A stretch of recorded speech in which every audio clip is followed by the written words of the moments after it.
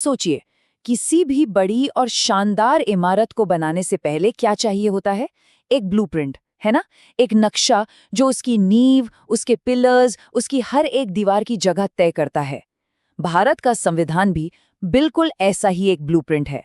ये दुनिया के सबसे बड़े लोकतंत्र के लिए बनाया गया एक बहुत ही डिटेल्ड और शानदार नक्शा है।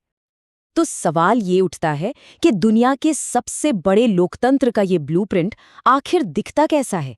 इसमें क्या है इतना खास?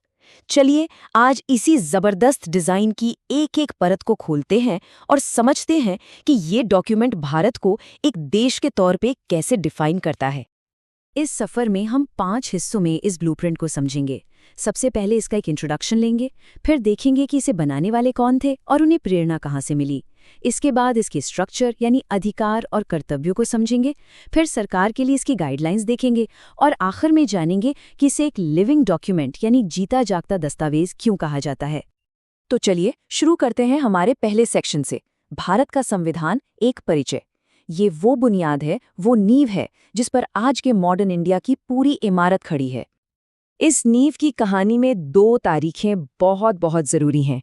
पहली, 26 नवंबर 1949, जब संविधान सभा ने इस ब्लूप्रिंट को आखिरी शक्ल दी और इसे अपनाया, और फिर 26 जनवरी 1950, जब इसे पूरे देश में लागू किया गया और भारत सही मायनों में एक गणराज्य बना। तब से लेकर आज तक यही डॉक्यूमेंट हमारे देश को रास्ता दिखा रहा है। और इस ब्लूप्रिंट की विशालता का अंदाजा बस इसी एक बात से लगाया जा सकता है कि ये दुनिया का सबसे लंबा लिखा हुआ संविधान है। ये दिखाता है कि इसे बनाने वाले कितने दूर की सोचते थे और हर छोटी बड़ी चीज को इसमें शामिल करना चाहते थे। अब आते हैं दूसरे हिस्से पर, संविधान के निर्माता और प्रेरणा। आखिर कौन थे वो आर्किटेक्ट्स जिन्होंने इतना बड़ा ब्लूप्रिंट डिजाइन किया, और उन्होंने आइडियाज कहाँ से लिए? इस बड़े काम के जो चीफ आर्किटेक्ट थे वो थे डॉक्टर भीमराव अंबेडकर, जो ड्राफ्टिंग कमेटी के चेयरमैन थे। उनके साथ एक और बहुत अहम शख्स थे BN राव, जो संवैधानिक सलाहकार थे। इन्हीं जैसे कई विद्वानों की टीम ने मिलकर इस दस्तावेज को इसका अंतिम रूप दिया था। लेकिन इन आर्किटेक्ट्स ने सब कुछ जीरो से नहीं बनाया। उन्होंने दुनिया भर के बेस्ट संविधानों को पढ़ा, उन्हें समझा। जैसे ब्रिटेन से पार्लियामेंट्री सिस्टम का आइडिया लिया, तो अमेरिका से मौलिक अधिकारों की प्रेरणा ली। उन्होंने इन सभी बेहतरीन आइडियाज को लिया और उन्हें भारत की जरूरतों के हिसाब से ढाला। चलिए अब इस ब्लूप्रिंट के तीसरे और सबसे जरूरी हिस्से पर नजर डालते हैं, इसका ढांचा, जो हर नागरिक के लिए कुछ गारंटियां और कुछ जिम्मेदारियां तय करता है। और ये ढांचा कोई पत्थर की लकीर नहीं है, ये वक्त के साथ बदला है। जब संविधान बना था तो इसमें 22 भाग, 395 अनुच्छेद और 8 अनुसूचियां थीं। आज ये बढ़कर 25 भागों, 448 से भी ज्यादा अनुच्छेदों और 12 अनुसूचियों तक पहुंच गया है। ये दिखाता है कि देश की बदलती जरूरतों के साथ हमारा संविधान भी बदला है। इस पूरे फ्रेमवर्क का दिल है हमारे मौलिक अधिकार यानी फंडामेंटल राइट्स। ये वो 6 पक्की गारंटियां हैं जो संविधान हर नागरिक को देता है, जैसे समानता का अधिकार यानी कानून के सामने सब बराबर हैं, या फिर स्वतंत्रता का अधिकार जिसमें हमें अपनी बात रखने की आज़ादी मिलती है।